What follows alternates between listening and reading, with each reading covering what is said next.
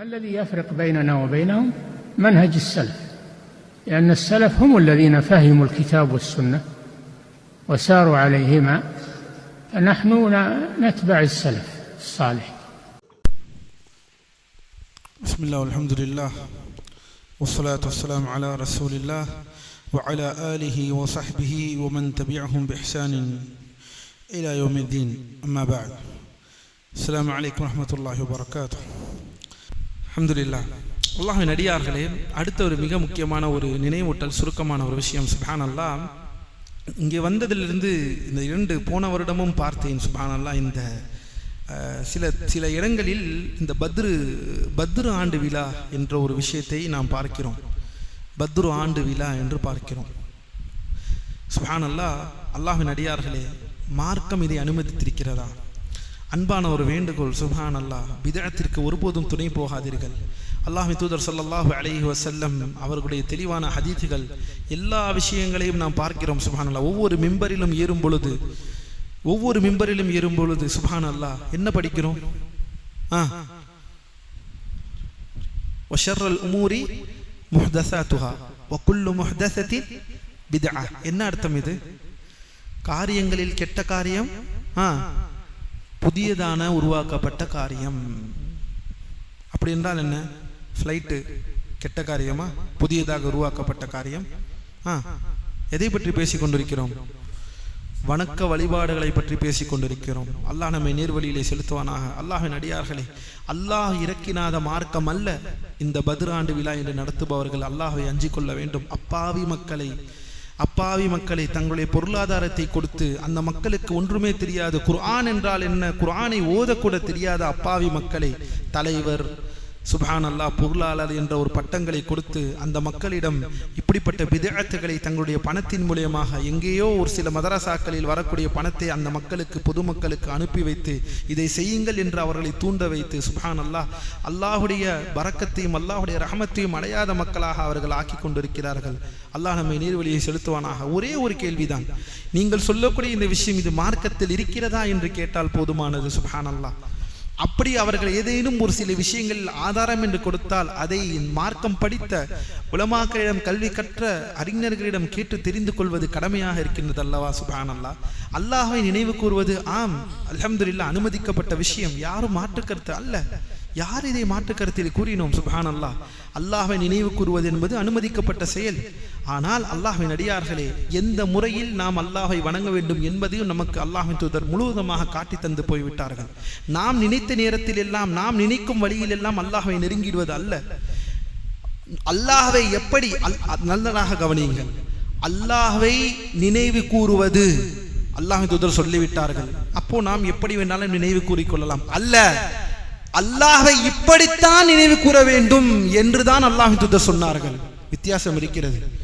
அல்லாஹ்வை நினைவு கூறுவதும் என்ற வார்த்தைக்கும், அல்லாஹ்வை இப்படிப்பட்ட வழிகளில் தான் ரப்புல் ஆலமீனை நெருங்க வேண்டும், அல்லாஹ்வை நினைவு கூற வேண்டும் என்றால் அந்த வழிகளில் தான் பயணிக்க வேண்டுமே தவிர மற்ற வழிகளில் பயணிக்க முடியாது. சிறிய எடுத்துக்காட்டு, இதை அனுமதிக்கக்கூடியவர்கள் என்ன? பத்ரு போர் நடந்தது, யாரும் மறுக்கவில்லை. மாபெரும் ஒரு வரலாற்று, ஒரு சிறப்புமிக்க நிகழ்வு. முஃமின்களுக்கு, வலுவிழந்த முஃமின்களுக்கு அல்லாஹ் சுப்ஹானஹு வ தஆலா மாபெரும் வெற்றியை கொடுத்தான். அதில் யாரும் மறுக்கவில்லை. அது நடந்தது எப்போது?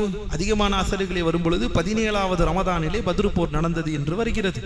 சரி, அல்லாஹ்வின் அடியார்களே, இந்த 17வது ரமதானிலே பத்ரு போர் வருகிறது என்பதை நாம் அறிகிறோம். நடந்த இந்த சம்பவம் அல்ஹம்துலில்லாஹ். இதில் படிப்பினை என்ன? இதை பொதுவாக ஒரு வரலாற்று ரீதியாக ஒரு சீரத்திலே அல்லது ஒரு பொதுவான விஷயங்களே உலமாக்களே ரமதான் என்று வந்துவிட்டால் சில நேரங்களில், அதாவது இதற்கென்று இல்லாமல் ரமதான் என்ற வகுப்புகள் வரும்போது பத்ரு போரை பற்றி பேசுவார்கள் சில உலமாக்கள். ஏன் பேசுவார்கள்? ஏனின் அடிப்படையில் அது ரமதான் மாதத்தில் நடந்திருக்கிறது. சஹாபாக்களுடைய தியாகம், மாபெரும் தியாகம், முதல் போர், இஸ்லாத்தின் முதலில் நடந்த மாபெரும் போர். அந்த போரில் அல்லாஹ் எப்படி வெற்றி கொடுத்தான், மலக்குமார்களை கொண்டு அல்லாஹ் எவ்வாறு உதவி செய்தான் என்ற விஷயங்கள் எல்லாம் அல்ஹம்துலில்லாஹ் நலம். ஆனால் பிரச்சனை எங்கே வருகிறது? இந்த வரலாற்று சம்பவத்தை வைத்து கவனியுங்கள். இந்த வரலாற்று சம்பவத்தை வைத்து எப்படி ஒரு வணக்க நாளாக அந்த நாளை மாற்றுகிறார்கள்.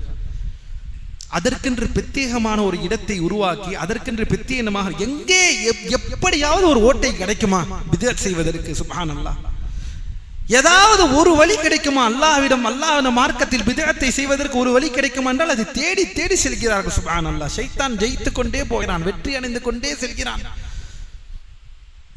ஆனால் நமக்கு இது தெரிவதில்லை. சுப்ஹானல்லாஹ். சரி, அல்லாஹ்வின் தூதர் ஹதீஸ் இருக்கிறது. என்ன ஹதீஸ் இருக்கிறது?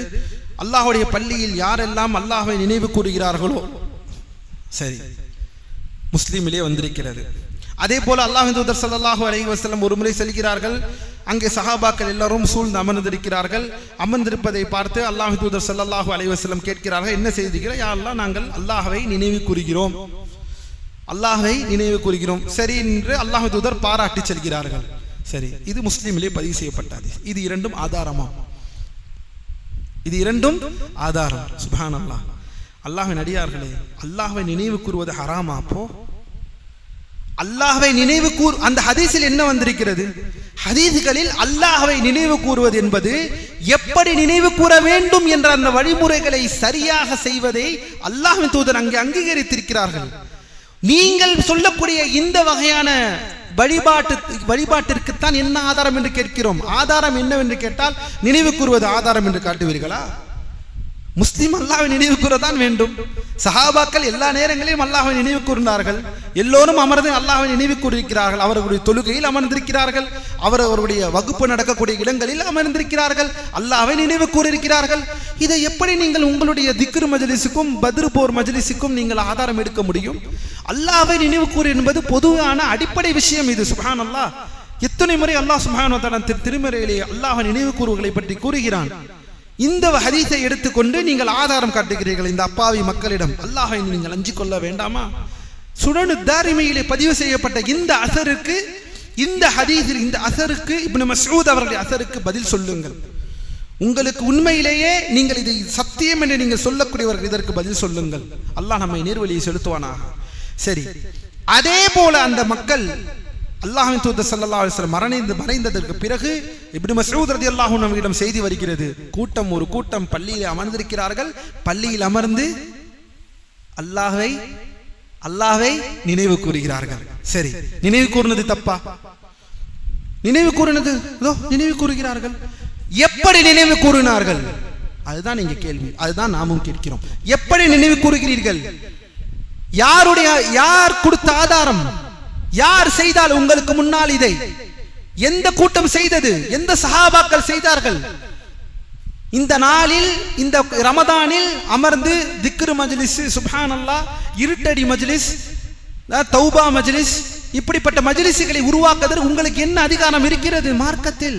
ஏன் அப்பாவி மக்களை கெடுக்கிறீர்கள்? அல்லாஹ் உங்களுக்கு நேர்வழியை செலுத்துவானாக. இப்போதும் உங்களுக்கு நேர்வழியை தான் நாடுகிறோம், அன்பாக அழைக்கிறோம். அல்லாஹ்வை அஞ்சு கொள்ளுங்கள். இப்னு மஸ்ஊத் என்ன சொன்னார்கள்? ரலியல்லாஹு அன்ஹு, அல்லாஹ்வின் தூதர் ஸல்லல்லாஹு அலைஹி வஸல்லம் விட்டு சென்ற துணி அது இன்னும் காயவில்லை, அது இன்னும் கிழியவில்லை, வைத்துக் கொண்டிருந்த பாத்திரம் இன்னும் உடையவில்லை, இது இன்னும் ஆறாமல் இருக்க அல்லாஹ்வுடைய மார்க்கத்தில் பித்அத்தை செய்கிறீர்களா? ஏன்? அல்லாஹ்வை நினைவுதானே கூறினார்கள். என்ன செய்தார்கள்?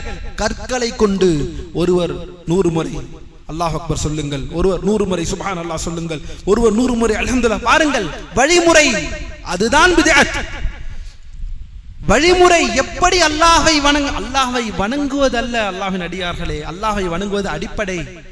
இதற்கு நீங்கள் பித்அத் செய்து கொள்ள முடியுமா? அல்லாஹ்வை வணங்குகிறோம் என்ற போர்வையில், அல்லாஹ்வை நினைவு கூறுகிறோம் என்ற போர்வையில் அல்லாஹ்வை வணங்கக்கூடிய வழிகளையும் நமக்கு அல்லாஹ் தூதர் காட்டி சென்று விட்டார்கள்.